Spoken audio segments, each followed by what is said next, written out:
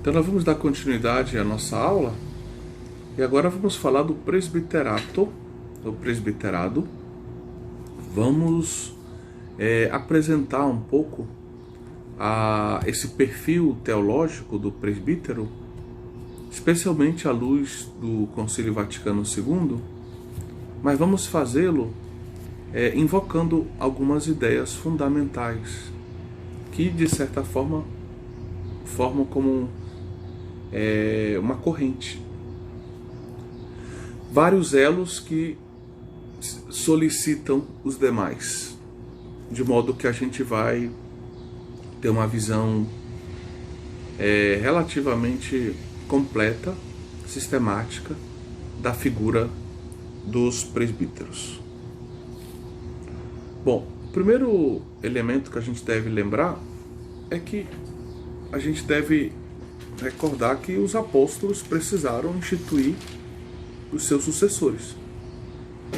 Então eles precisaram transmitir, pela imposição das mãos, o poder que eles tinham recebido do Cristo ressuscitado, né, que passou pela cruz, o Cristo que é o Salvador e Redentor da humanidade, aos seus sucessores, para que a missão que eles receberam de Cristo, enorme, de levar o Evangelho a todos os homens, de todos os lugares, de todos os tempos, pudesse se realizar. Então eles foram transmitindo esse poder que eles receberam do Cristo. Um poder, um sagrado poder, sacra potestas, em vista de uma missão. A missão de levar o Evangelho da salvação a todos os homens, né? E é dentro desse contexto que a gente deve sempre recordar a existência dos presbíteros. Os presbíteros, eles são homens chamados por Deus que vão participar dessa missão apostólica. Mas vão participar dessa missão apostólica não no grau dos sucessores dos apóstolos, mas eles vão participar dessa missão apostólica num grau subordinado. Eles participam em um grau subordinado dessa missão apostólica. Ou seja, os bispos, precisando de colaboradores, eles vão transmitir parcialmente, num grau subordinado, inferior, o poder que eles receberam dos apóstolos, dos seus antecessores, e vão, assim, constituir esses colaboradores que participam do mesmo poder apostólico, da mesma missão apostólica, mas, atenção, expressão fundamental, num grau subordinado. Esse grau subordinado mostra que eles não têm a plenitude, os presbíteros não têm a plenitude da missão apostólica, nem do poder apostólico, e indica também que eles estão subordinados aos sucessores dos apóstolos, aos bispos. E aqui é o segundo ponto. Já entramos no segundo ponto da nossa reflexão. Qual seria então a missão do presbítero? A missão do presbítero é ser um cooperador da ordem episcopal. Isso você encontra claramente na Presbyterorum Ordinis, no decreto Presbyterorum Ordinis, número 2. Cooperador da ordem episcopal. Da mesma forma, você encontra uma afirmação muito semelhante a essa em Lumen Gentium, número 28. Certo? Pois bem, então, cooperador. O presbítero, ele coopera, colabora. Esse quer dizer junto, né? Colabora, labora, significa trabalha junto. Coopera, opera, age junto, opera junto, trabalha numa missão junto com o bispo. Então isso mostra que o presbítero ele não pode ser entendido senão numa relação que é constitutiva para a sua própria identidade. Uma relação que é constitutiva para o seu próprio ser. A relação com o bispo não é um acidente na vida do presbítero. Mas a relação com o bispo é um elemento constitutivo da sua identidade, da identidade presbiteral. Ele é um cooperador. Ele opera junto com o bispo. Ele é colaborador, ele trabalha com. Ele participa num grau subordinado da missão apostólica, subordinado ao bispo. Então todas essas informações vão nos fazendo entender que a figura presbiteral é uma figura relativa a Cristo, sim, claro, porque pelo sacramento da ordem ele é configurado ao Cristo cabeça, num grau inferior ao episcopo, mas é claramente também relativo, é uma figura relativa ao bispo. Por quê? Porque ele é, na sua identidade, na sua missão, ele é um colaborador da ordem episcopal. E isso é muito importante a gente ter em mente. Tanto o presbítero deve ter sempre isso em mente, para evitar falta de comunhão com o seu bispo, quanto os bispos também devem ter isso em mente, não só para guiar, por assim dizer, a vida da diocese e também o ministério, o serviço pastoral dos presbíteros, mas tudo isso também numa ótica de caridade, numa ótica de comunhão, na compreensão de que tem um desígnio amoroso de Deus por detrás de tudo isso, que deseja essa comunhão, mas uma comunhão hierarquizada, onde o bispo é o bispo, ele está num grau superior ao presbítero. O presbítero ele foi chamado por Deus para o nobre serviço digamos assim, de colaborar com a ordem episcopal na missão apostólica. Por isso ele recebe um poder e uma participação na missão apostólica que são subordinados, ele não recebe isso na sua plenitude, mas ele recebe isso num grau inferior em vista justamente da colaboração com a ordem episcopal, em vista do nobre serviço de colaborar com os sucessores dos apóstolos.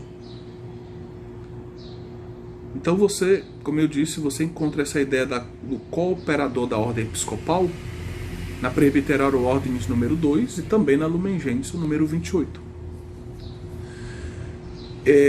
Os presbíteros formam com o seu bispo, terceira ideia, um só presbitério. Um só presbitério.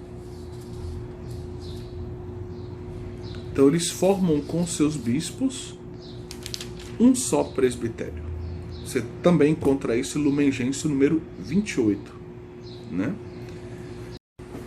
E aí precisamos falar um pouquinho sobre o presbitério.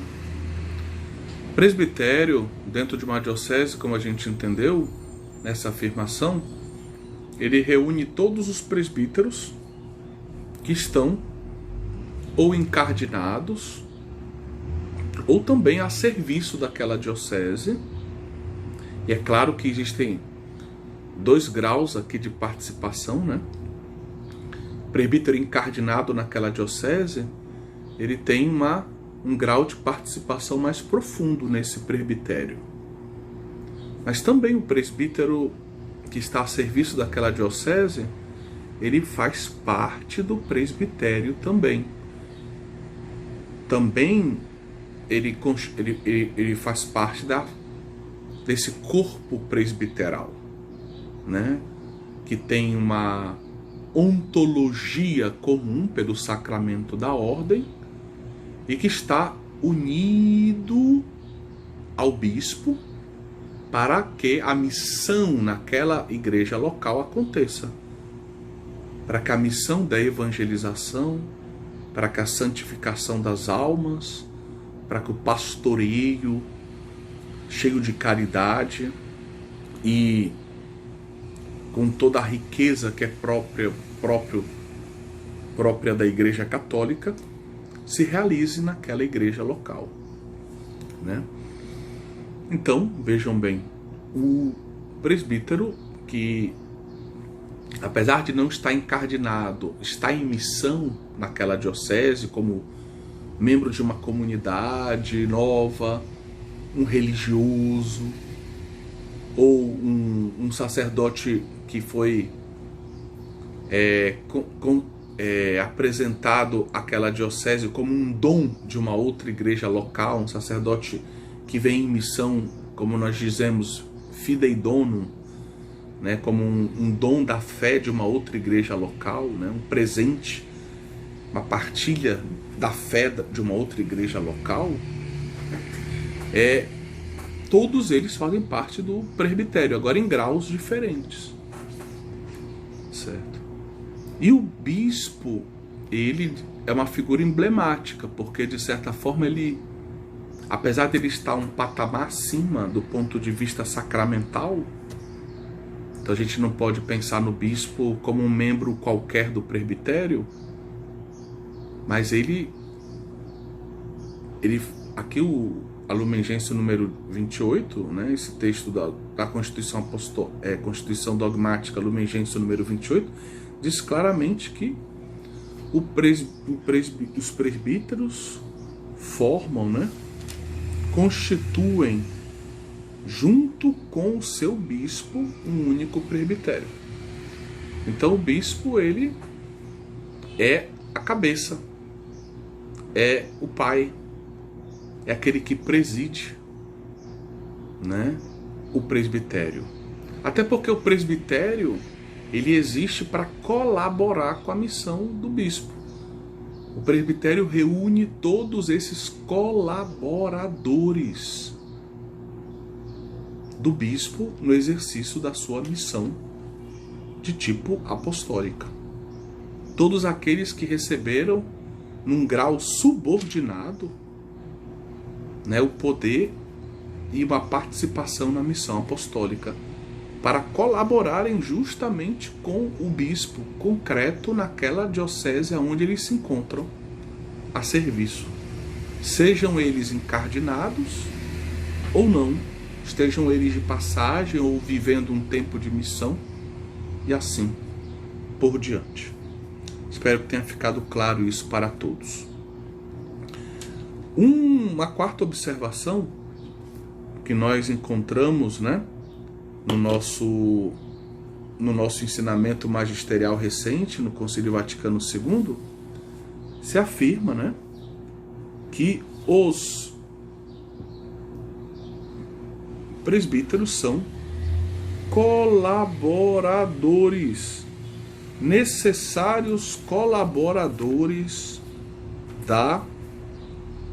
do ministério episcopal. Então eu gostaria de ler para vocês esse pequeno texto que se encontra em Presbyterorum Ordinis número 7. Vamos ler alguns trechos aqui da Presbyterorum Ordinis número 7. Vou ler aqui o iniciozinho dela. O subtítulo é Relações entre os bispos e presbíteros. Todos os presbíteros participam de tal maneira com os bispos no mesmo e único sacerdócio e ministério de Cristo, que a unidade de consagração e missão requer a sua comunhão hierárquica com a ordem episcopal. Então aqui se lembra que, dada, digamos, a natureza dessa unidade de consagração, de ser e de missão, de serviço, que une o presbítero ao episcopo, ou a ordem presbiteral à ordem episcopal, né? E essa unidade, ela é própria da comunhão hierárquica, né, da igreja, né? Os presbíteros, eles participam junto com os bispos do único do mesmo e do único sacerdócio e ministério de Cristo. Sacerdócio, ser; ministério, serviço sacerdotal de Cristo, certo? Claro, em graus diferentes. Sacerdote num grau subordinado, inferior, isto é claro.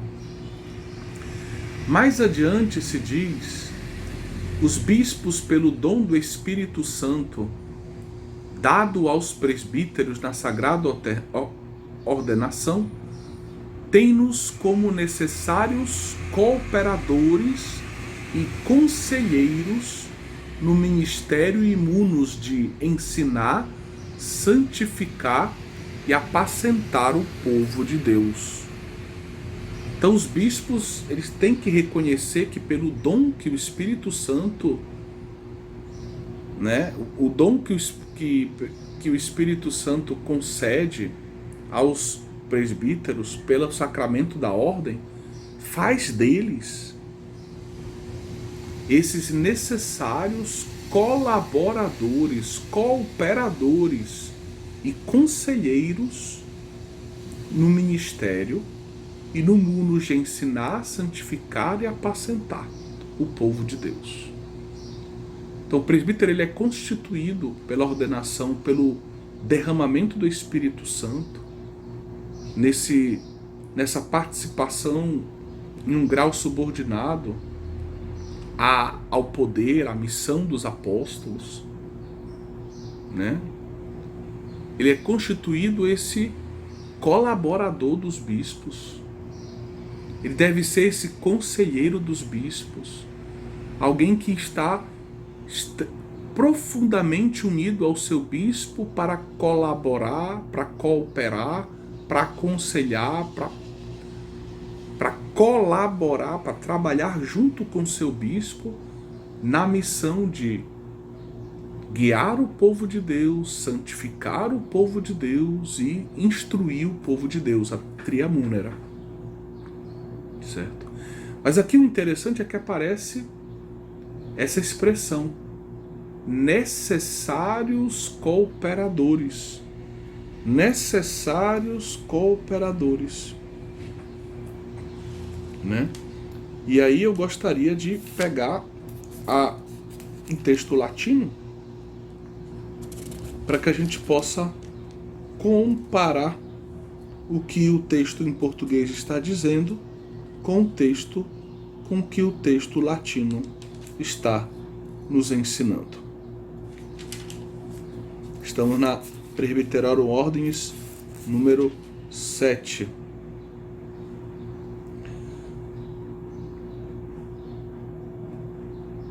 Necessários adiutores.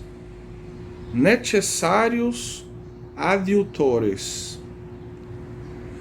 Ou seja, realmente são aqueles que colaboram, né? São aqueles que colaboram com o ministério episcopal. E se usa o termo necessário em latim. Esse termo necessário, esse adjetivo necessário, nesse caso, ele quer dizer, muito provavelmente, essa era a ideia dos padres conciliares, que eles não são um elemento acidental. Que esse ministério não pode existir ou pode não existir. É necessário. A ideia que tem aqui, né, com essa expressão, seria, né, o uso técnico do termo, aquele que é do querer divino, foi instituído por Deus. Não se pode abdicar desse ministério presbiteral para que o episcopo possa cumprir a sua missão. Em outras palavras, os bispos precisam, para serem fiéis a Cristo, para cumprirem perfeitamente a sua missão, eles precisam desses colaboradores, eles são necessários.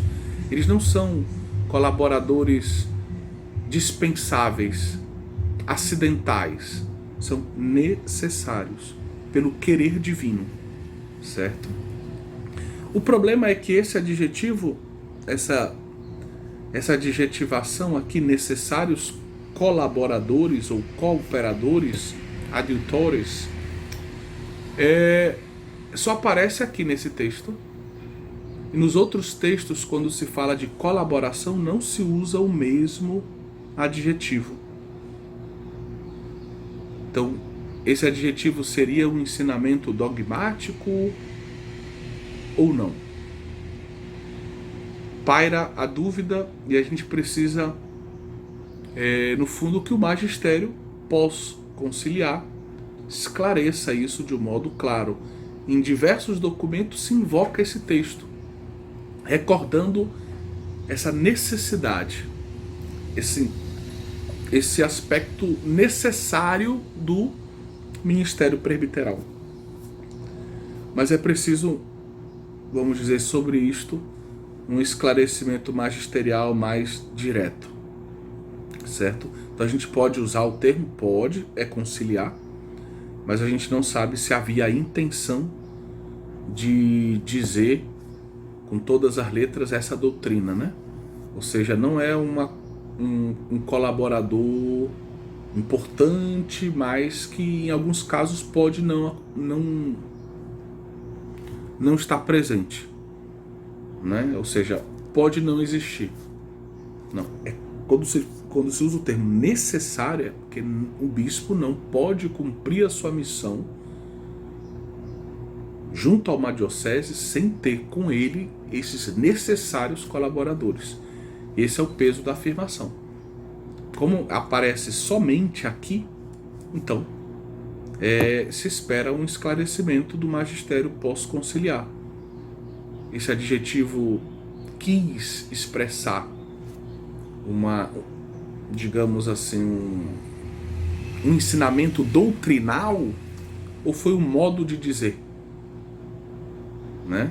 Ou foi um modo de dizer para realçar a importância desse ministério, se usou o adjetivo necessário. O adjetivo foi usado no sentido teológico do termo, tomista do termo, e aí então ele tem um significado preciso. Não pode se abrir mão desse ministério para que o bispo possa cumprir a sua missão. Ou seja, o bispo precisa desses colaboradores presbíteros para ele poder exercer a sua missão.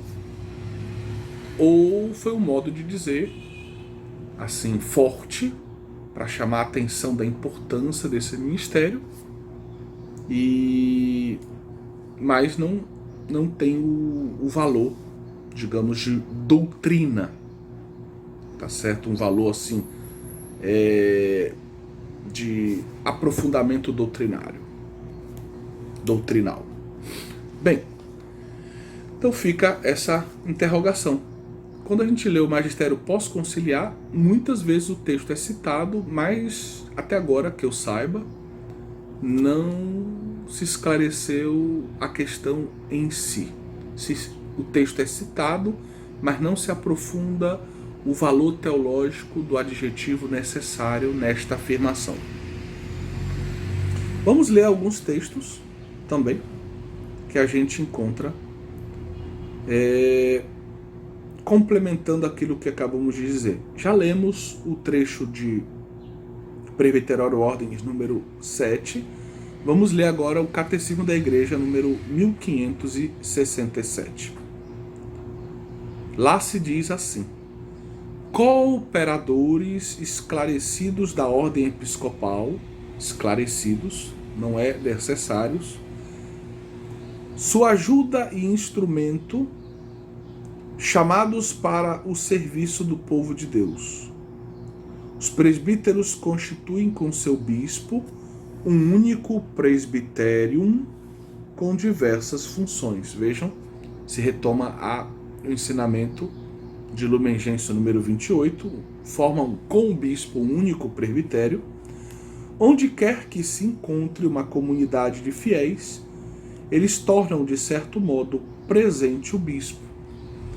Então, aqui é importante, o pároco numa paróquia, ele é o representante do bispo, ele é representante do Cristo, claro, sacramentalmente, mas ele está naquela paróquia que faz parte da diocese que foi confiada ao bispo, da igreja local que foi confiada ao bispo, por uma por um ato formal de nomeação do bispo.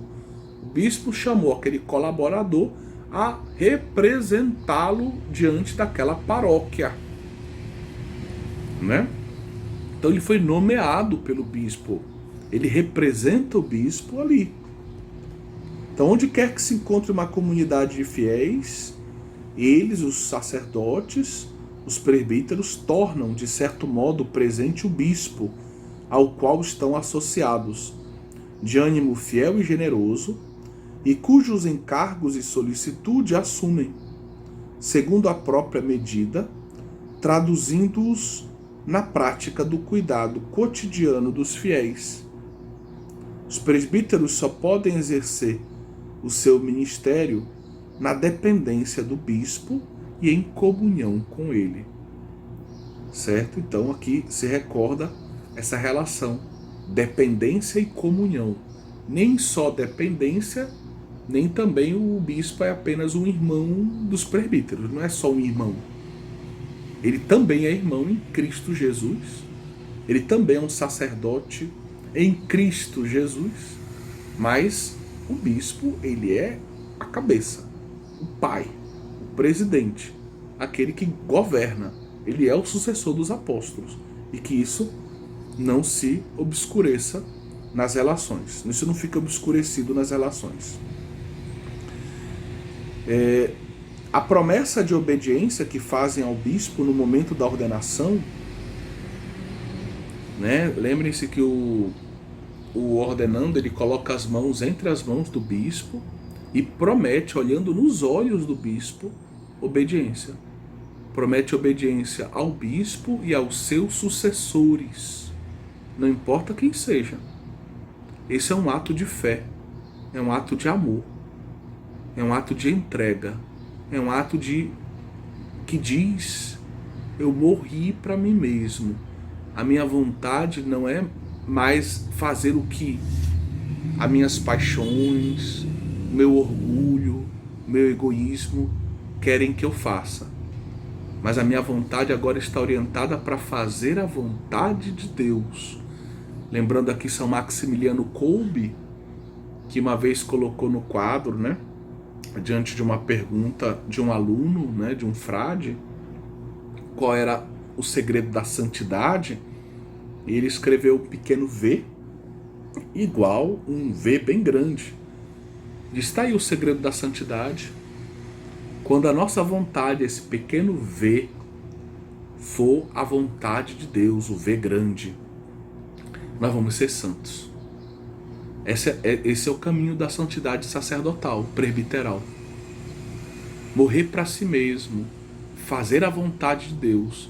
Esse fazer a vontade de Deus passa pela obediência ao bispo, que é prometida num ato litúrgico durante a ordenação, antes da ordenação, né? Se promete essa obediência ao bispo e aos seus sucessores.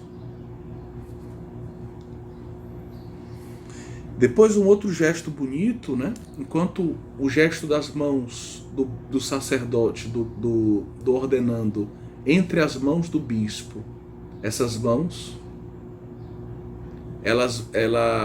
essa promessa, ela vai ser, vamos dizer, o sinal de que ele está subordinado ao bispo, de que ele deve obediência ao bispo, né? Uma espécie de voto de obediência. Da mesma forma, o ósculo da paz representa algo muito importante. Quando o bispo e os presbíteros saúdam o neopresbítero,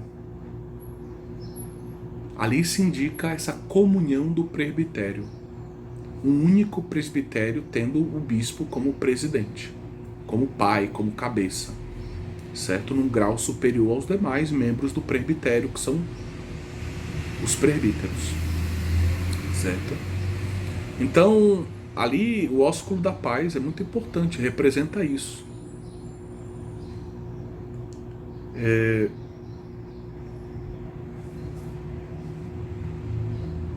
Então, esse ósculo da paz significa que o bispo, ou melhor, a promessa de obediência e o ósculo da paz significam que o bispo considera os presbíteros seus colaboradores, filhos e irmãos, amigos.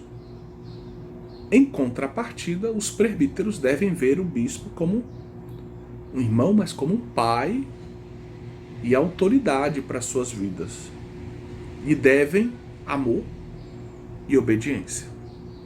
Certo? Então é muito bonita essa teologia. Aqui no caso, o catecismo faz uma espécie de teologia mistagógica, que ele invoca atos litúrgicos para iluminar a reflexão teológica, o que é muito bonito e necessário hoje. Vamos adiantar um pouquinho o nosso caminho. Quinto ponto. A missão do presbítero pode ser descrita sob a luz do esquema da tria múnera. Se nós já sabemos, mas eu gostaria de recordar que se nós lermos o decreto presbiterório ordens do número 4 ao número 6, nós vamos encontrar justamente a descrição da missão do presbítero segundo o esquema da tria múnera. Então, no número 4, nós vamos ler ministros da palavra de Deus. Depois, no número 5, teremos ministros dos sacramentos e da Eucaristia. A Eucaristia como sacramento central, fonte e cume da vida cristã.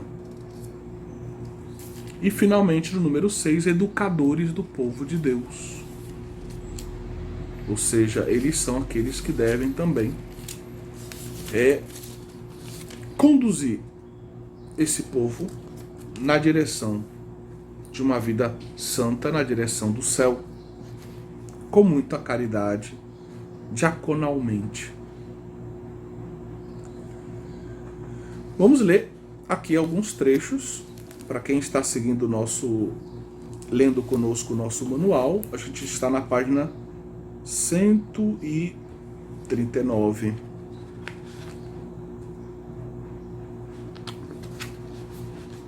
Vamos ler aqui um trecho pequenino de Lumen Gentium 28. Os presbíteros são consagrados à imagem de Cristo, sumo e eterno sacerdote, para pregar o Evangelho, apacentar os fiéis e celebrar o culto divino. Pregar o Evangelho, apacentar os fiéis, pastorear, governar e celebrar o culto divino, ou seja, a função de santificação. Eles são verdadeiros sacerdotes do Novo Testamento. Como verdadeiros sacerdotes do Novo Testamento. E ainda há quem ouse dizer que os presbíteros não são sacerdotes. Lumen Gentium número 28 responde. Presbiterário Ordens número 2. O ofício dos presbíteros, enquanto unido à ordem episcopal, participa da autoridade, num grau subordinado, da autoridade com a qual Cristo, que é Cristo que faz tudo, na verdade, por meio dos ministros, com a qual Cristo edifica, santifica e governa. Edifica com a palavra, santifica com os sacramentos, governa com o seu amor de pastor, o seu corpo. Por isso, o sacerdócio dos presbíteros, embora pressuponha os sacramentos da iniciação cristã, então ele precisa ser primeiro um bom cristão, é conferido mediante um sacramento especial, em virtude do qual os presbíteros, mediante a unção do Espírito Santo, ficam assinalados como um caráter particular. Então eles são ungidos pelo Espírito. Nesse sacramento particular, eles são marcados por um caráter indelével. Dessa maneira são configurados a Cristo sacerdote de um modo novo, não mais do modo, vamos dizer, batismal, de modo que possam agora agir in persona Christi captis. Nós já estudamos essa expressão e eu não preciso explicá-la de novo. Vamos para um sexto ponto. A grandeza dessa missão presbiteral exige total dedicação do ministro. Vou ler aqui um trecho de uma homilia do Papa Paulo VI, do dia 28 de novembro de 1970. Ele afirma: o sacerdote não é mais para ele mesmo, é para o ministério no corpo místico de Cristo. O sacerdote, ele veste, por exemplo, a batina preta, que é uma mortalha no fundo, que indica que o sacerdote morreu. A veste clerical, na sua cor preta, originalmente indica isso. Indica que aquele cidadão morreu para si mesmo. Ele morreu para os seus projetos. Ele vive agora para realizar a vontade de Deus, o projeto de Cristo. Por isso que a gente usa com alegria, né? A batina ou o clesma, preto ou de outra cor, mas originalmente a cor era preta, para indicar essa ideia da morte, né? A liturgia usava o preto, então, para falar para rezar pelos mortos, para reconhecer que alguém morreu e rezar por essa pessoa. Daí usamos o preto como cor clássica, né? Da veste presbiteral e também episcopal. Você vê que a veste episcopal também é fundamentalmente de base preta, né? Bem, então nós temos essa ideia, né, de que sendo uma missão tão bela e tão grande, sobrenatural, o ministro ele não pode dedicar-se parcialmente a essa missão. Ele precisa se dedicar completamente. Exige dele tudo. Ele precisa dar tudo, trocar tudo. Quem deixa tudo por Cristo há de receber a sua recompensa 100 vezes mais aqui na terra, junto com as perseguições e a vida eterna. Foi assim que Pedro escutou Jesus respondendo à sua interrogação: e nós, que tudo deixamos por ti? Pois bem, vale a pena seguir os caminhos do Senhor. O próprio cura d'Ars, né, São João Maria Vianney, recorda, né, que o sacerdote é o amor do coração de Jesus. Esse amor é total, esse amor ele não se poupa, ele não se guarda. É um amor que ama com todas as forças, ama de todo o coração. E assim a vida sacerdotal deve ser. Para ser completa, feliz, realizada, deve ser uma entrega total. Porque é grande, é maior do que aquilo que podemos até compreender a missão que nós temos, a missão sacerdotal, a missão presbiteral. Por isso, diante da grandeza da missão, total entrega. Daí que, quando a gente para pensar um pouquinho, por exemplo, no modo com o qual vivem os sacerdotes orientais, que são homens casados, ordenados padres, a gente vê que no contexto cultural, e eu morei alguns meses lá, ligado a uma paróquia melquita, né, de tradição bizantina, árabe, no caso lá de Israel, eu pude ver que o sacerdote ele vive em parte o seu ofício sacerdotal. Ele tem um outro trabalho, ele é engenheiro, ele trabalha numa empresa e no domingo ele celebra a missa na comunidade. E na quarta-feira ele celebra uma missa na comunidade. E quando precisa ele faz um velório. Então é um trabalho parcial. Certo? E aqui se chama a atenção para o fato de que a grandeza desse ministério, ele requer a total entrega. Jesus não chamou os apóstolos para participarem da sua missão em tempo parcial. Olha, de manhã vocês ficam comigo, de tarde vocês voltam a pescar. Não. Chamado radical. Deixem tudo, deixem os barcos, deixem as redes e me sigam. Tudo, família, tudo. E a nossa tradição latina guarda isso como um grande valor. O próprio celibato se inscreve aí. É entendido como deixar tudo. Deixar até os nossos projetos de constituir uma família. Deixar tudo por algo maior. A gente deixa tudo por algo que é muito maior, e muito mais belo, muito mais santo, e que nos faz muito mais felizes quando a gente vive bem. Isso é fato. Os santos testemunham isso. Ok, vamos a um sétimo ponto.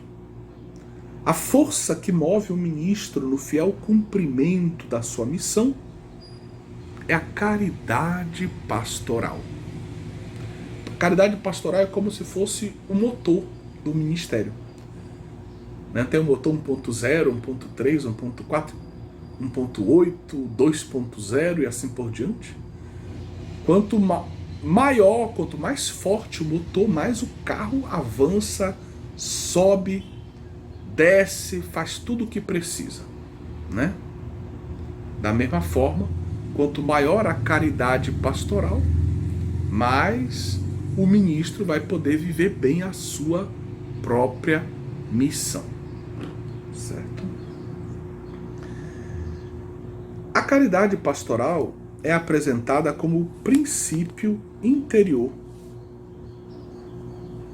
dinâmico, capaz de unificar as múltiplas e diversas atividades pastorais do presbítero. Princípio interior, força, dinâmico, capaz de unificar. Então o sacerdote, nesse amor, ele é capaz de fazer tantas coisas por Cristo, pela igreja. Ele é capaz de participar de tantas reuniões, de se dedicar a tantos grupos, de ter uma agenda às vezes hiper, mega, superlotada. Ele deve evitar sim o ativismo, um ativismo sem a força da oração e da caridade. Mas quando ele está rezando e cheio pela força da oração, da caridade pastoral, então ele é capaz de fazer muito pelo reino de Deus. Ele se consome, ele gasta todas as suas energias. Quer ele seja jovem ou já maduro, ou até um idoso, ele oferece tudo o que ele tem, realiza muitas coisas por graça de Deus, para a glória de Deus, para o bem dos homens. Porque é grande a messe, mas são poucos os operários, como bem sabemos, né? Então, essa afirmação, né, a gente encontra lá no Diretório para o Ministro e para a Vida dos Presbíteros, que foi publicado em 1994 pela Congregação para o Clero. No número 43 a gente encontra essa afirmação que nós lemos aqui. Já na Pastores da Vobis número 23, nesse documento do Papa São João Paulo II, se afirma que o conteúdo essencial da caridade pastoral é o dom de si. Essa expressão dom de si era muito cara ao Papa João Paulo II, desde que ele era ainda bispo. Se você ler o livro, se você ler aquele livro Amor e Responsabilidade, você vai encontrar essa ideia. Quando ele vai descrevendo o que é o amor, ele vai dizer que o amor, na sua forma máxima, no fundo é dom de si, é autoexpropriação. Que você vai ser feliz amando, e que amar é sair de si mesmo, é entregar a sua própria vida como um dom.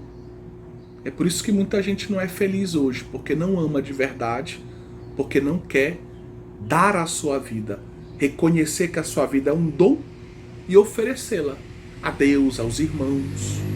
Isso é uma vocação. Primeiro eu reconheço que é um dom, olho para Deus e vejo que a minha vida é um dom. Depois, escutando a voz de Deus, eu percebo que eu sou chamado a dirigir esse dom numa certa direção. E a minha vocação, no fundo, é dom de si. Eu sou chamado a seguir os passos de Jesus, entregando a minha vida por Deus e pelos homens. Como Jesus também. Lembrem-se do curso de Cristologia, a pró-existência dupla de Jesus, de Schurman. A gente pode dizer que toda a vida cristã deveria ser marcada por uma pró-existência dupla. Amar a Deus, amar o próximo. Servir a Deus, servir o próximo. Orientar minha vida para Deus e orientar minha vida para o próximo. Fazer da minha vida um dom a Deus em favor dos homens, em favor do próximo. Então, vejam que bonito, né? Então, Pastore W. Vobis, número 23, o conteúdo essencial da caridade pastoral é o dom de si. O total dom de si mesmo, no caso, concretamente, a igreja. A Deus, né? E por Deus, a igreja. Esta caridade deve determinar o modo de pensar e de agir.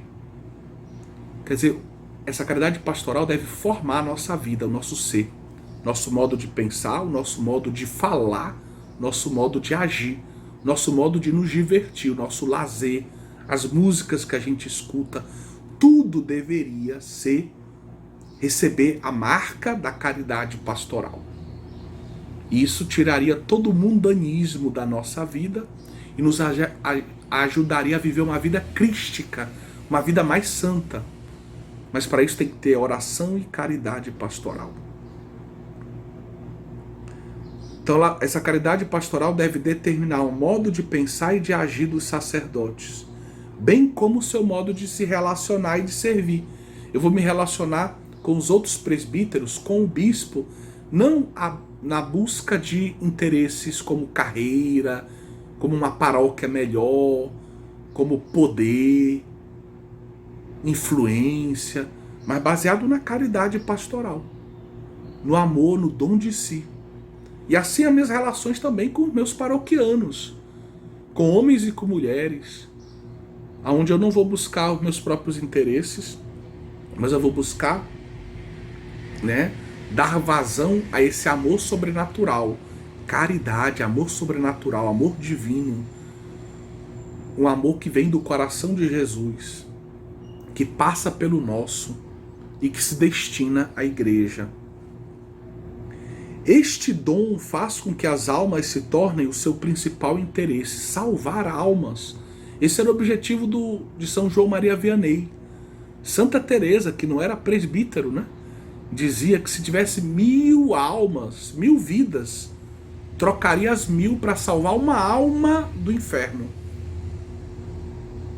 Ou seja, o presbítero deveria ter isso ardendo dentro do seu coração. Eu existo para salvar almas, não para me aproveitar delas para os meus próprios benefícios e não para buscar os meus próprios interesses. Eu existo como presbítero para salvar almas, colaborar com a salvação dos homens. O sacerdote vai, na vivência da caridade pastoral, ele vai aprendendo a amar a igreja como se fosse o esposo. Mas o esposo da igreja, atenção, é Cristo. Mas como o sacerdote participa da capitalidade de Cristo, ele participa da esponsalidade de Cristo. Ele participa do amor esponsal de Cristo para com a esposa.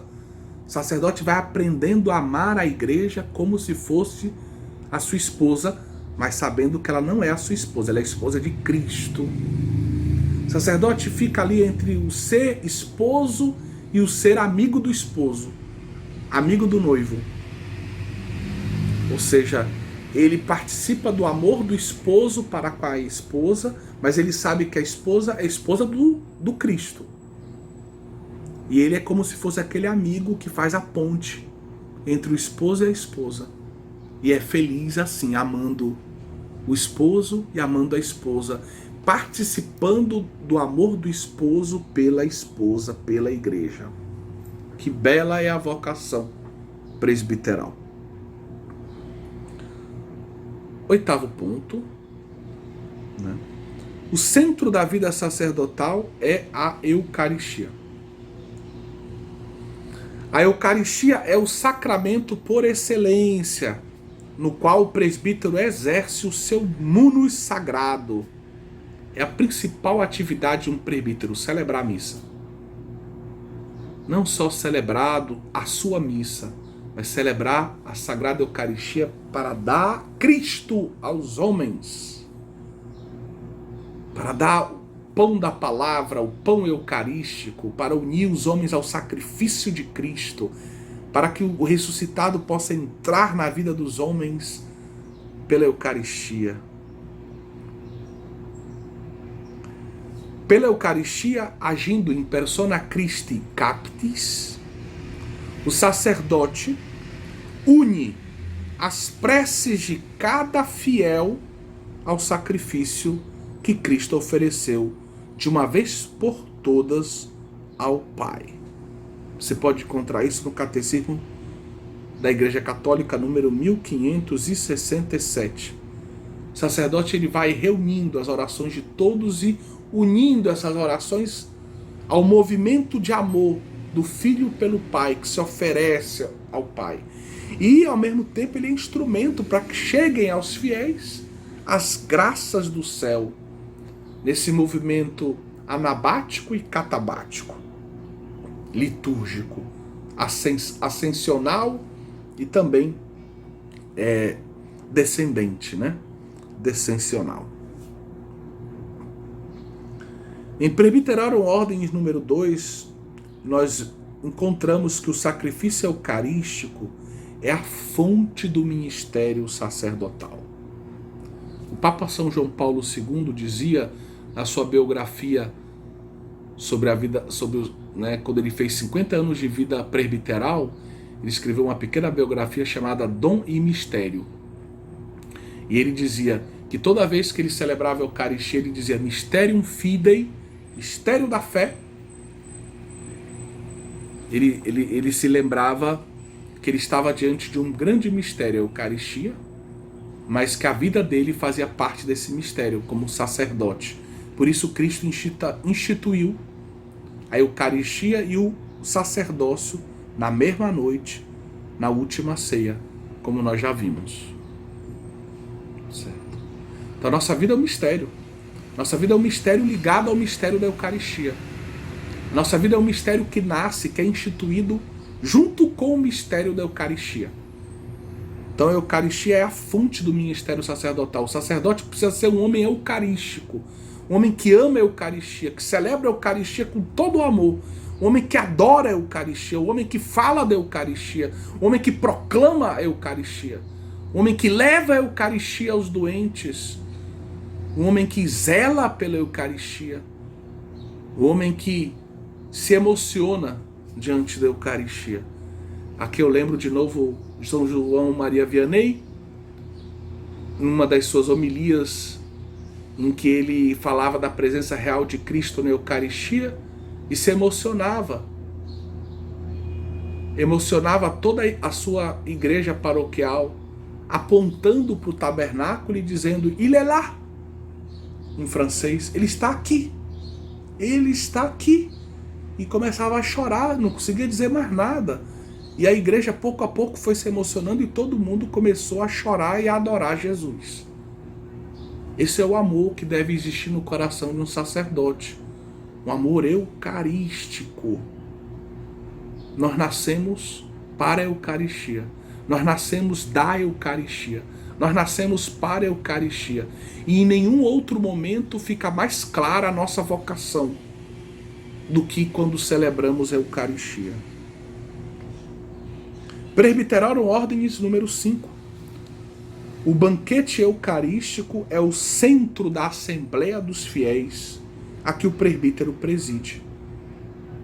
A Eucaristia é a origem, é o fim, é a fonte, é o cume, mas é o centro também. Eucaristia, né? Eucaristia, ela é o centro da Assembleia dos Fiéis, que é presidida pelo presbítero. E por isso o sacerdote deve educar os seus fiéis, educar o povo para celebrar bem a Eucaristia.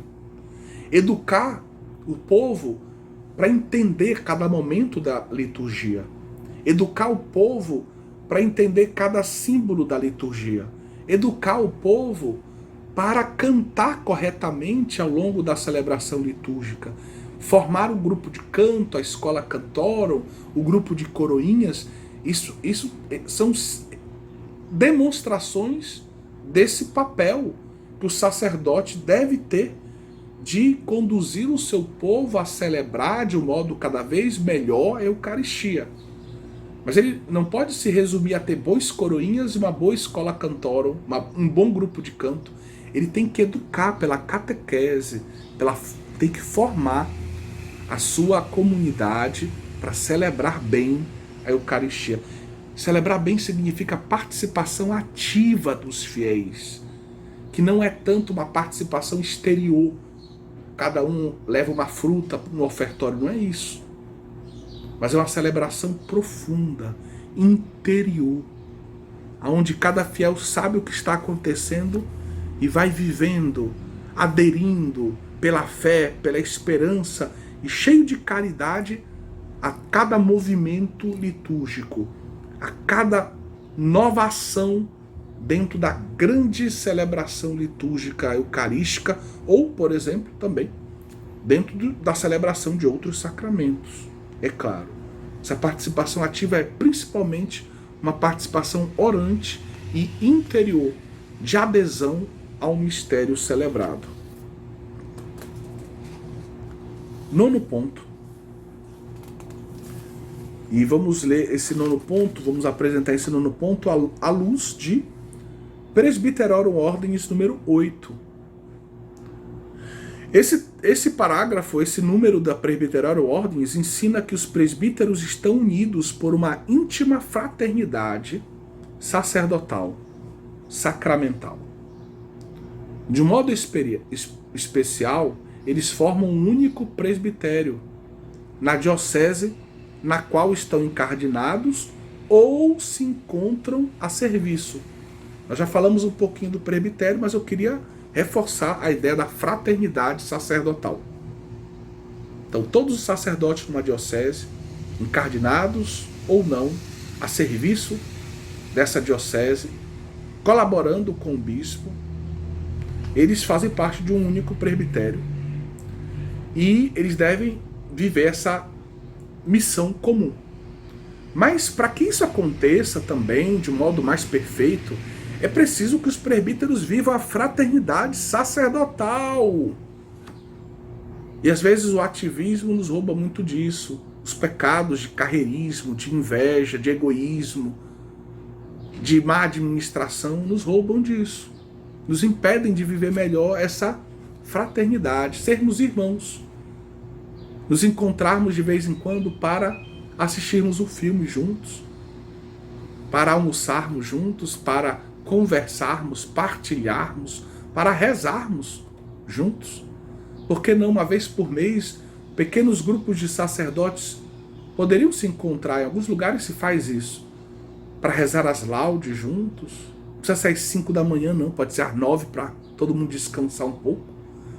Depois para partilhar, para escutar uma pregação, um tema, para almoçar juntos, para assistir um filme, para ir para uma praia juntos ou para fazer alguma coisa divertida juntos, dentro sempre do espírito de uma vida consagrada a Deus no serviço ministerial, né?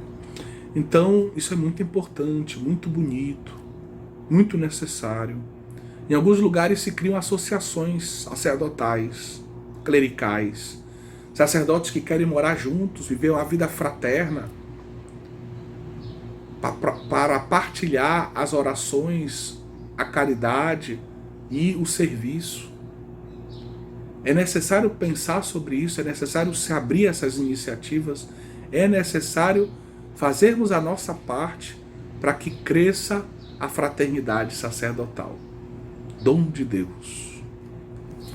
Vamos ler um trecho do Catecismo da Igreja Católica, número 1568. A unidade do presbitério tem uma expressão litúrgica no costume segundo o qual, durante o rito da ordenação presbiteral, os presbíteros impõem também eles as mãos depois do bispo.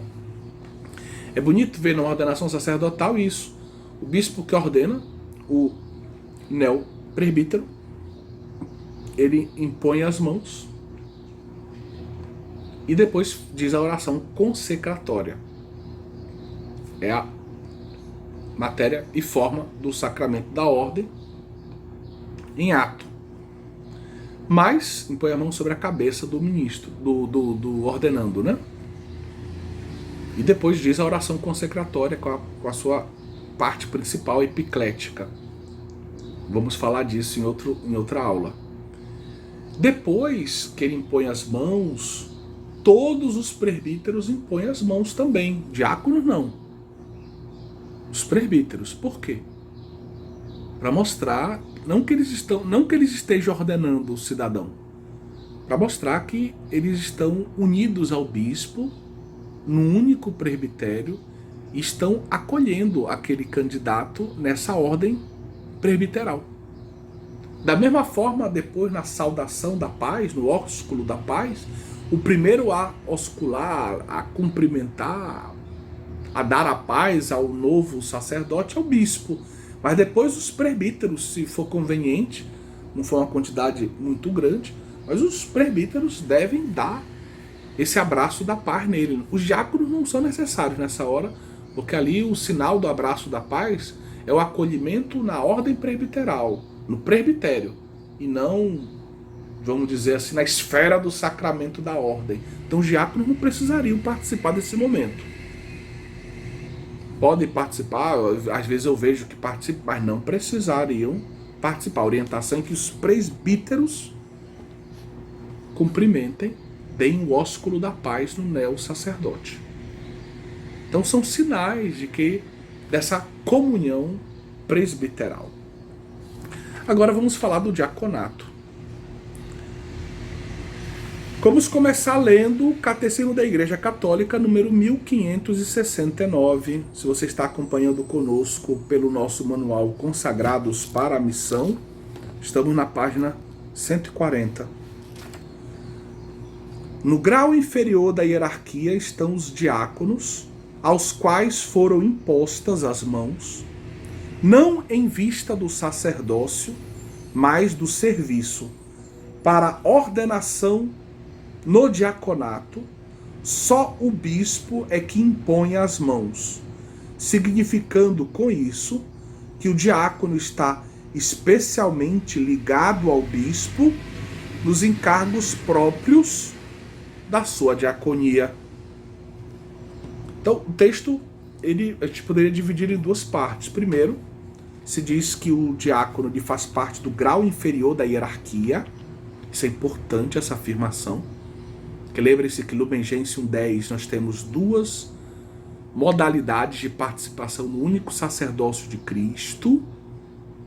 Nós temos o sacerdócio hierárquico, e aqui fala de hierarquia, e nós temos o sacerdócio comum dos fiéis. Então aqui se fala que ele faz parte em grau inferior da hierarquia. Então eles receberam a imposição de mãos com a oração consecratória, que corresponde à ordenação, mas não em vista do sacerdócio no sentido da celebração eucarística, do sacrifício, mas de um serviço tripartido, serviço diaconal, que é uma diaconia da palavra, uma diaconia ligada ao altar, à liturgia, e uma diaconia também de caridade. E no rito, só o bispo impõe as mãos, para mostrar que o diácono, ele está ligado ao bispo, ele é um colaborador do bispo, direto.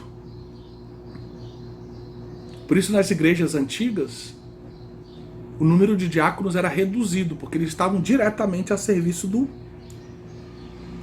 bispo.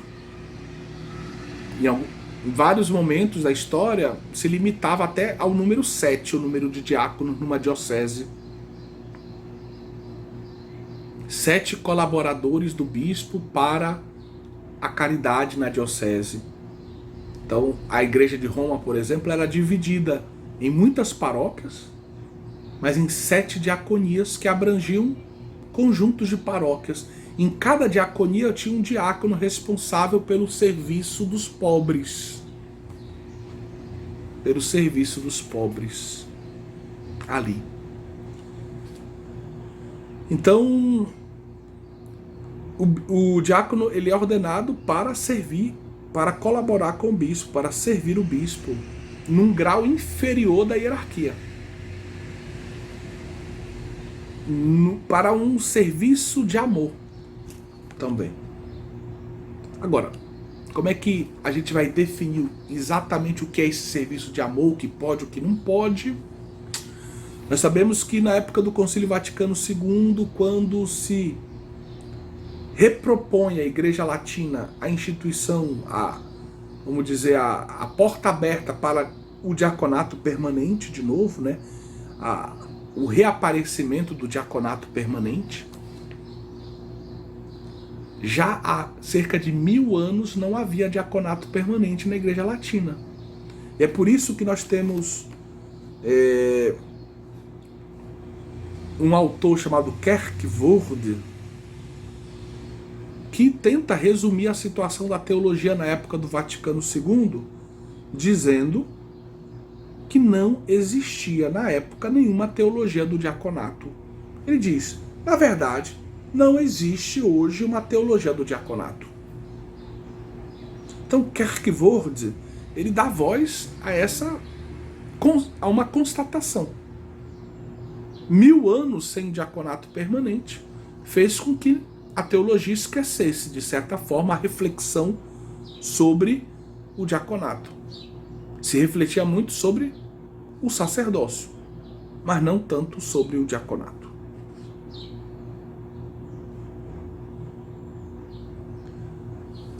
Então, depois de 1000 anos, se perdeu muito não só da vivência, mas também da reflexão voltada para o diaconato. E a gente deve lembrar que essa não era uma realidade apenas um privilégio, ou entre aspas, ou uma situação específica da Igreja Latina. Porque também nas igrejas orientais, nas igrejas ortodoxas, o diaconato foi sendo cada vez menos vivido.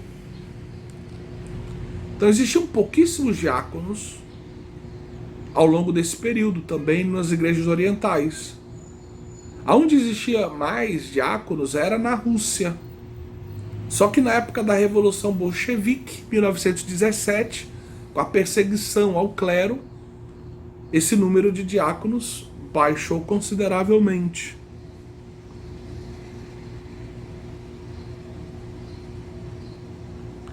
Apesar dessas dificuldades teológicas, a necessidade pastoral fez com que o Vaticano II se abrisse de novo, repropusesse, né? Retomasse essa ideia de que deve existir na igreja um diaconato permanente, um sinal permanente da diaconia do Cristo. E assim, o Vaticano II, em Lumen Gentium número 29, abre as portas para que aconteça, para que se restabeleça o diaconato permanente na Igreja Latina. Então as conferências episcopais devem se organizar, ver a necessidade, fazer a solicitação à Santa Sé, deve-se pensar no modo como se vai formar os novos diáconos, mas se abre a porta para que se possa ordenar diáconos permanentes para um serviço eclesiástico, para um serviço de amor a toda a igreja e ao mundo. Bom, do ponto de vista bíblico,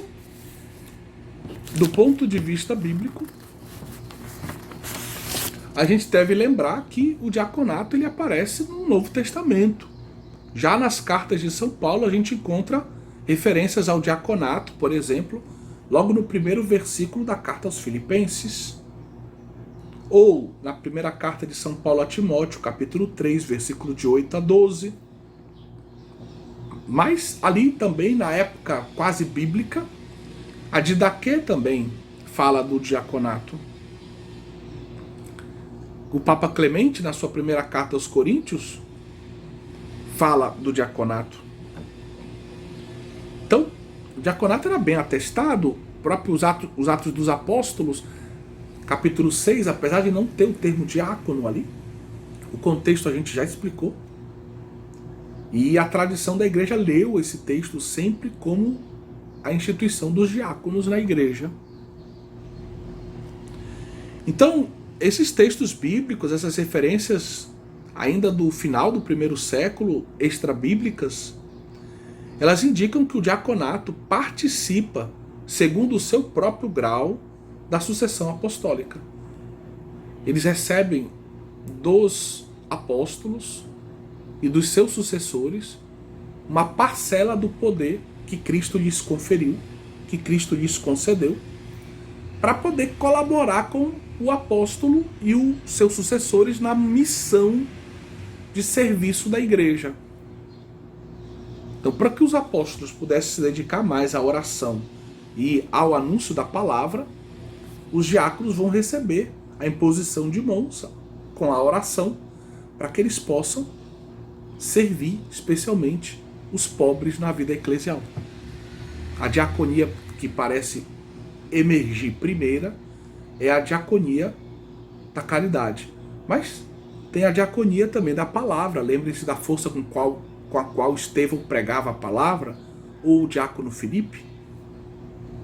E tem a diaconia também do serviço de sacramental. Lembrem-se que Filipe batiza os samaritanos.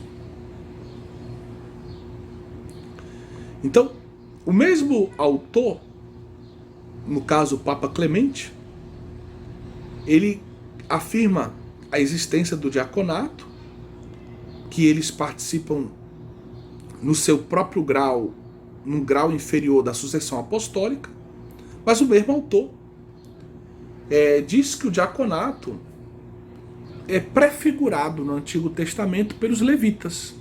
Ou seja, o levirato no Antigo Testamento é uma prefiguração do diaconato neotestamentário. As cartas de Santo Inácio, a gente recorda aqui, mostram o diaconato como um terceiro grau da ordem, muito claro. O monoepiscopo, o colégio presbitério e um colégio diaconal compõem assim a equipe de serviço da diocese, ou seja, a estrutura ministerial de uma igreja local.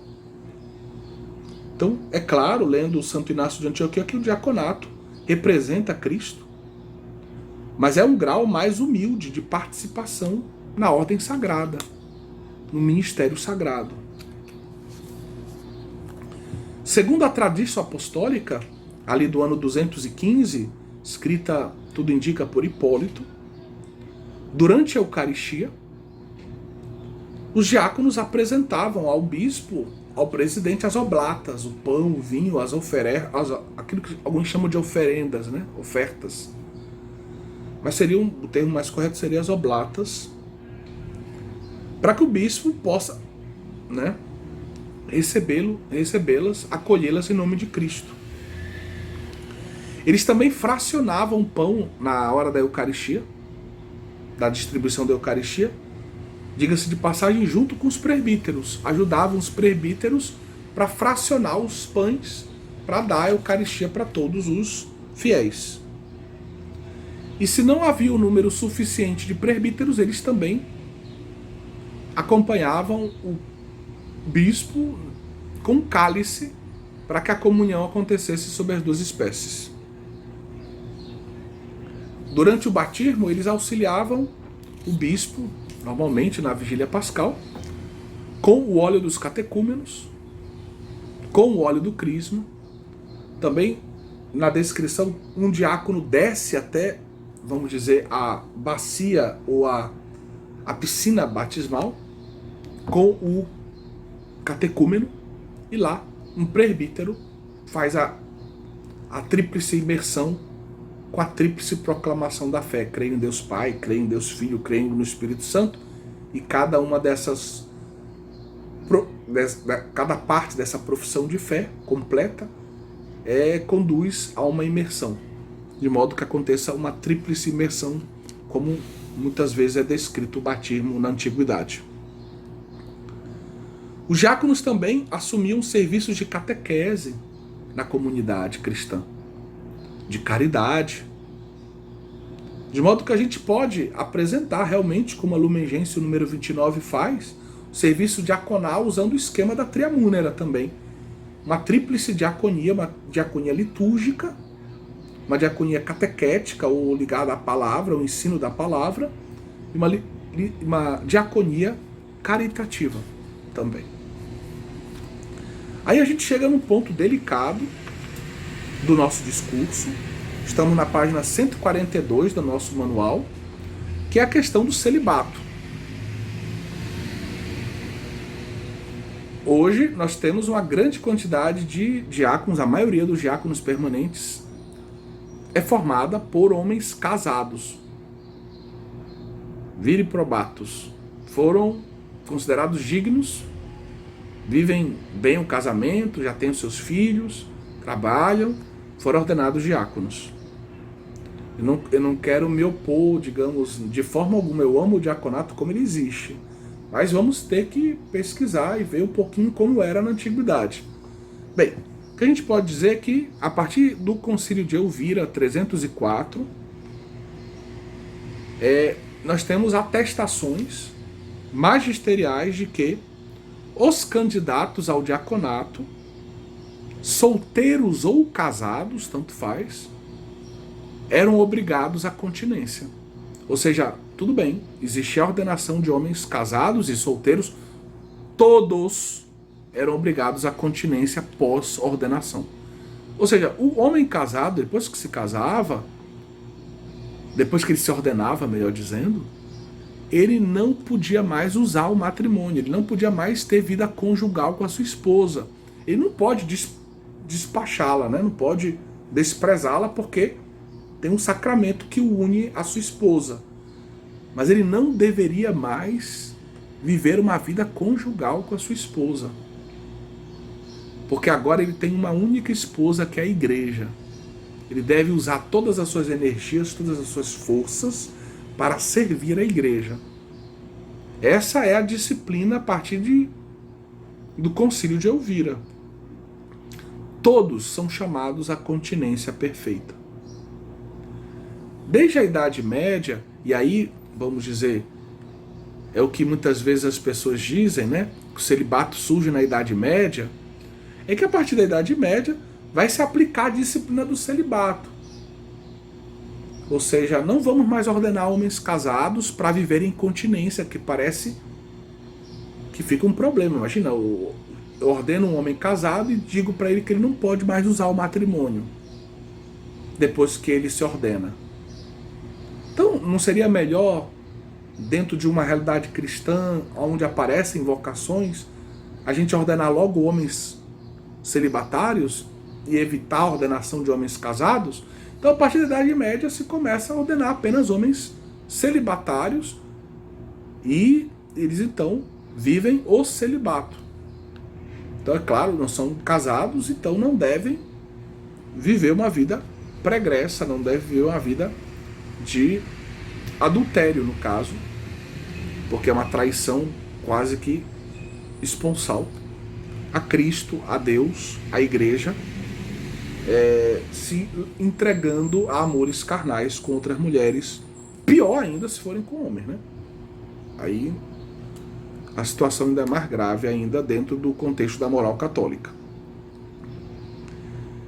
Tal disciplina só foi alterada pelo Concílio Vaticano II. Então a gente tem uma primeira etapa, existia a ordenação de homens casados como diáconos, mas eles eram chamados a continência perfeita. Não podiam mais ter vida conjugal com as suas mulheres. A partir da Idade Média, eles são chamados a...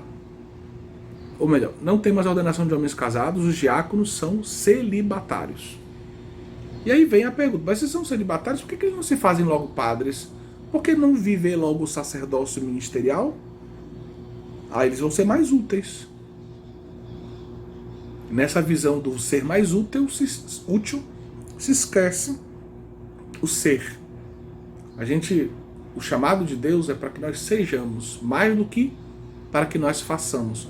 Primeiro vem o ser, depois o fazer. E aí a igreja fica praticamente sem diáconos permanentes. A igreja, então, no Concílio Vaticano II, decide, por analogia, fazer como os orientais. Decide ordenar homens casados para o diaconato. O problema que a gente vai estudar mais tarde é que essa tradição oriental, ela não é apostólica. Essa tradição oriental nasce de uma falsificação de documentos sinodais do século IV. Mas aguarde, nós vamos falar disso mais adiante. Mas no Vaticano II ninguém sabia disso.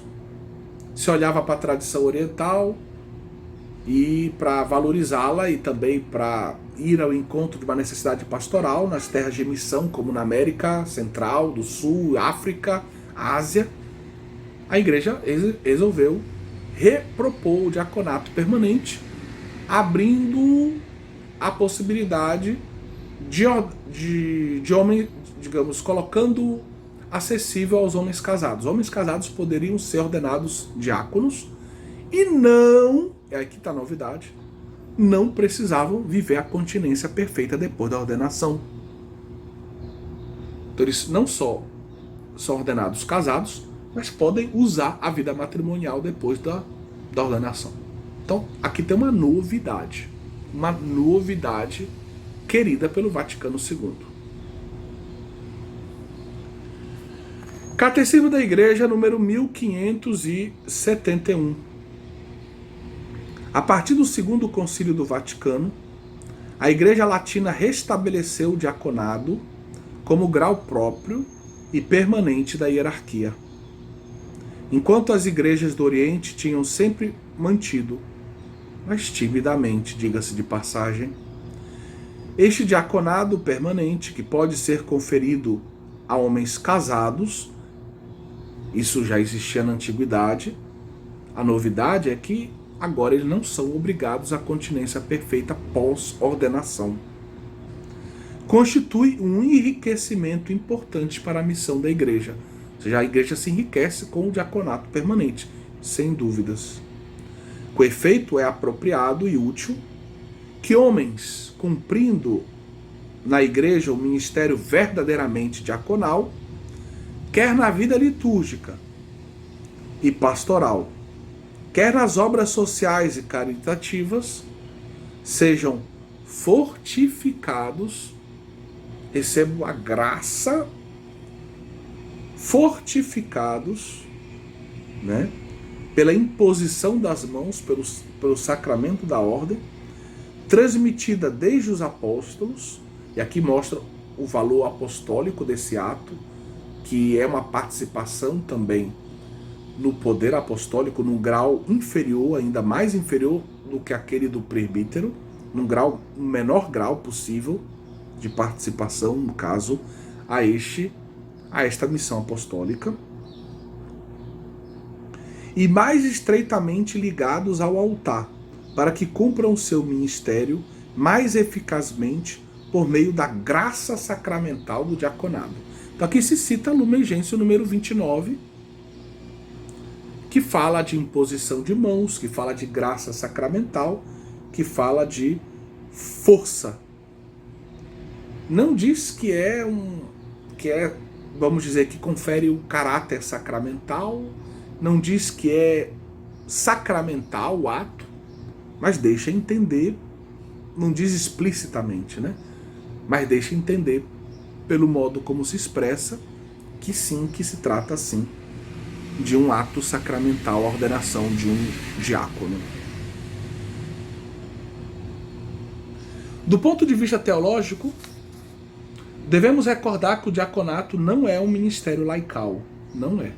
Tem gente querendo confundir diaconato de um lado, presbítero e bispo do outro, colocando o diaconato como se fosse um ministério laical com intenções ideológicas de ordenação de mulheres, de ordenação de pessoas às vezes despreparadas para um ministério que requer uma preparação adequada, como é o diaconato.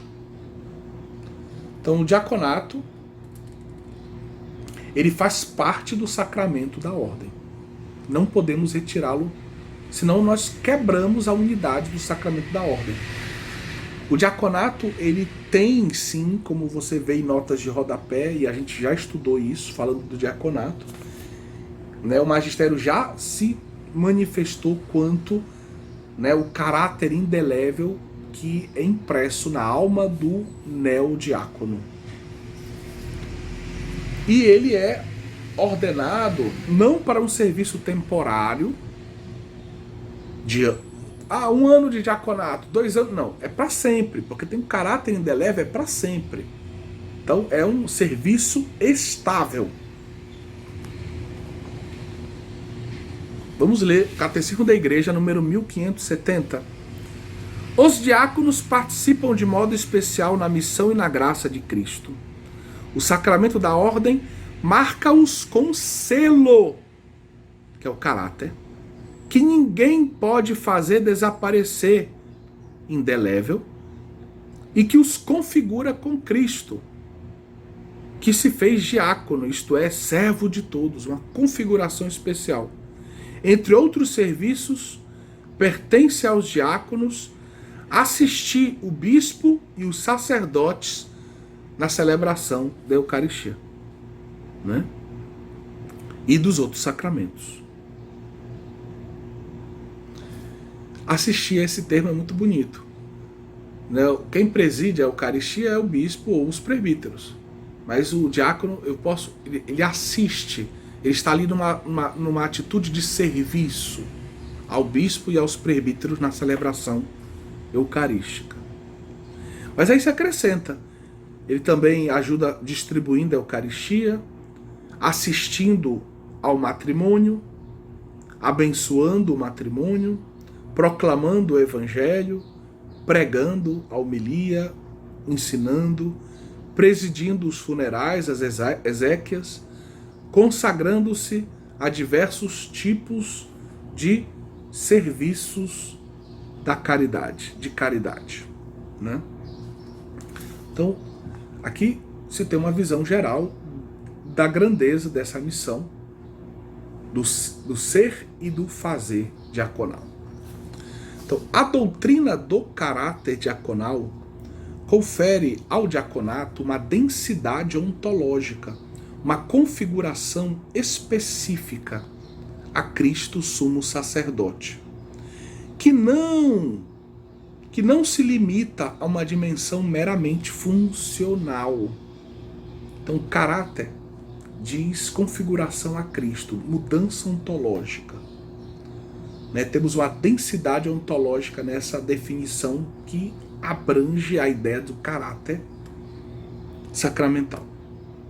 Ou seja, o diácono ele não pode ser entendido somente pelo que ele faz. Se eu quiser entender o diaconato apenas pelo que ele faz, eu não vou entender tudo que o diácono é.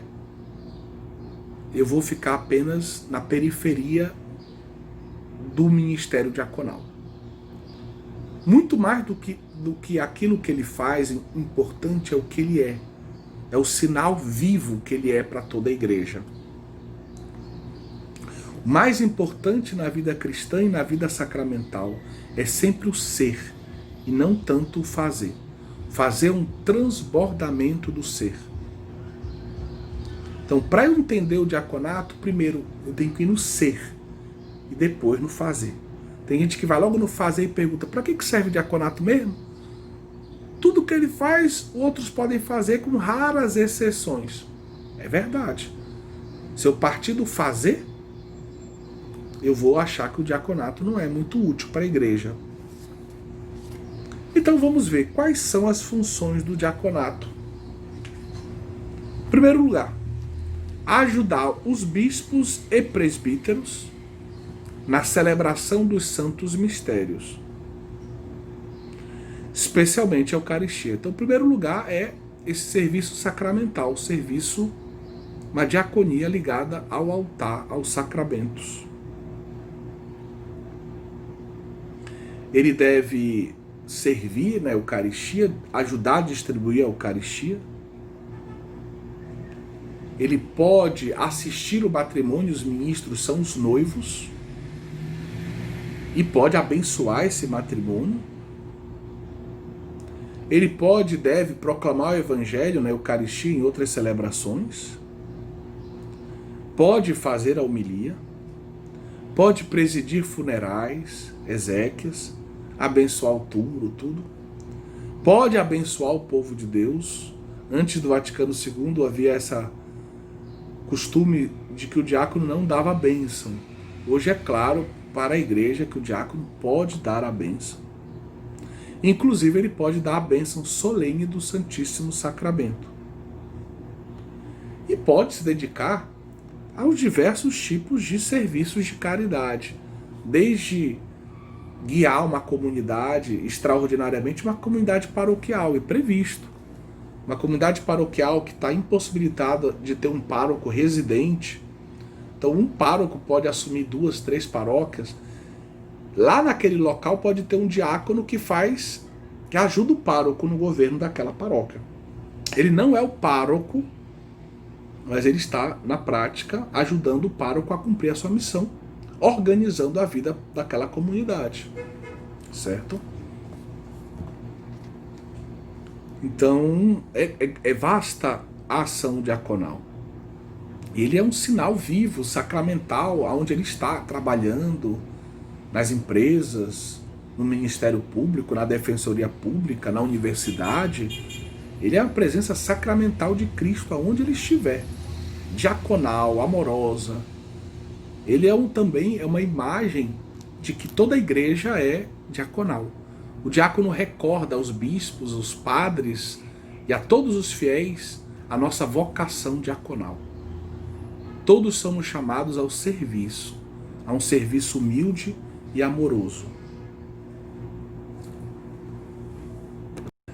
Agora eu vou responder a outras perguntas que são bem mais delicadas, mas vou responder de uma forma muito breve, concisa, direta. O diácono pertence ao sacerdócio hierárquico? Lembrem-se que em Lumen Gentium número 10 se fala que existem 2 tipos de participação no sacerdócio de Cristo, no único sacerdócio de Cristo. O sacerdócio comum dos fiéis são os leigos.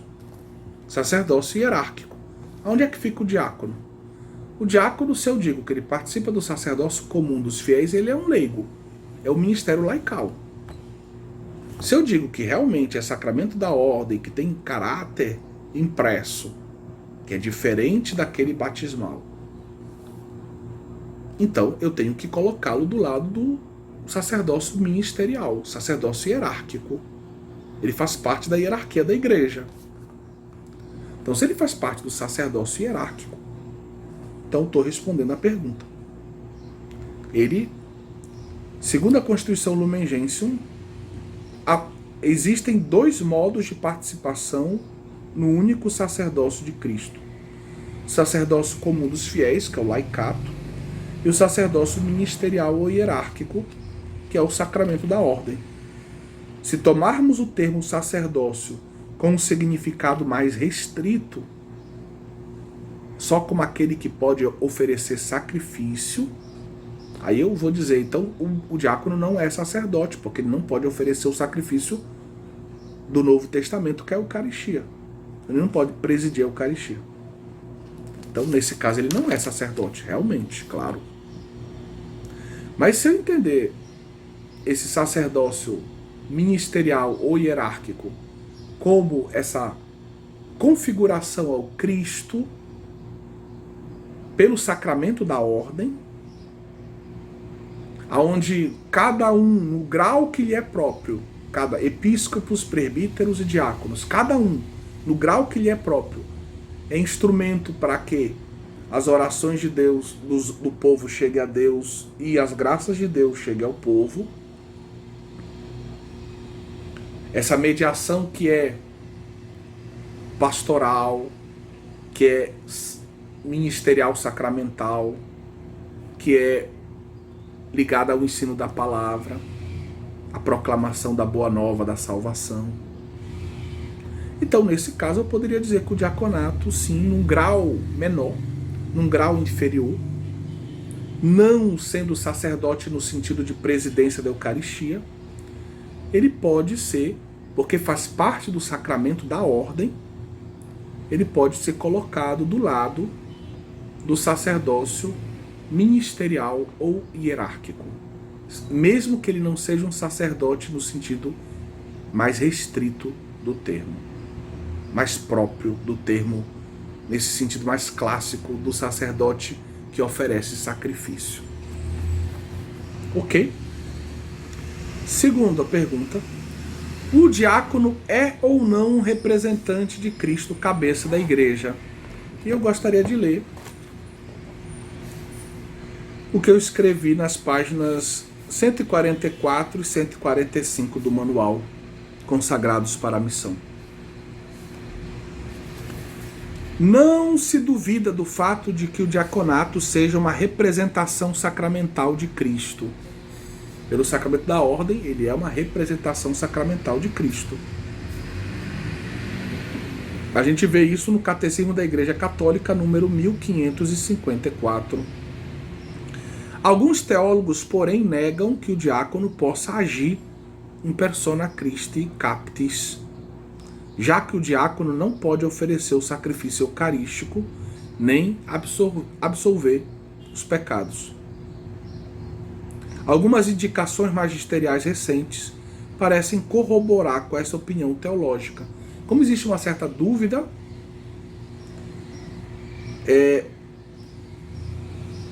a nova redação do número 875 do Catecismo da Igreja Católica e também a nova redação do Cânon 1008 do Código de Direito Canônico fizeram modificações nos textos originais. No caso, o Catecismo, o texto original era de 92 e o Código de Direito Canônico, o texto original era de 83. Então, recentemente foram feitas modificações que indicam que o diácono, que não dizem que o diácono pertence a... é capaz de agir in persona Christi captis. Parecem excluir que o diácono possa agir in persona Christi captis. Certo? Aí a pergunta é, então, pronto, o magistério já declarou o que pensa, não tem mais então que a gente refletir sobre isso. Mais ou menos. Mais ou menos. Vamos explicar. O fato é que existe uma dúvida. Ele participa da... Ele pode agir in persona Christi captis ou não?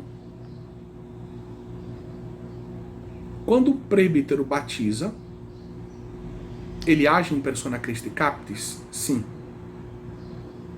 Quando um bispo batiza, ele age in persona Christi captis? Sim. Quando um diácono batiza, ele age in persona Christi captis?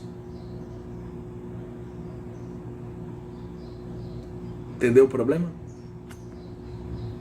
É difícil a gente dizer que não. Quando um padre proclama o evangelho e faz uma homilia, ele age in persona Christi captis? Sim. Quando o bispo faz uma homilia, ele age in persona Christi captis? Sim. E o diácono na celebração eucarística, quando ele proclama o evangelho e faz uma homilia, ele age in persona Christi captis? Não? Está entendendo o problema? Quando um padre dá a bênção do Santíssimo Sacramento, ele age em persona Christi Captis? Sim. E o diácono? Não? Você entendeu o problema agora? Então fica meio difícil. Provavelmente, aqui tem que se pensar ainda sobre isso. Não se pode dizer simplesmente que sim. Porque então, a gente pensaria, se ele age em persona Christi Captis, então ele pode presidir a Eucaristia, poderia ser pároco também, por que não?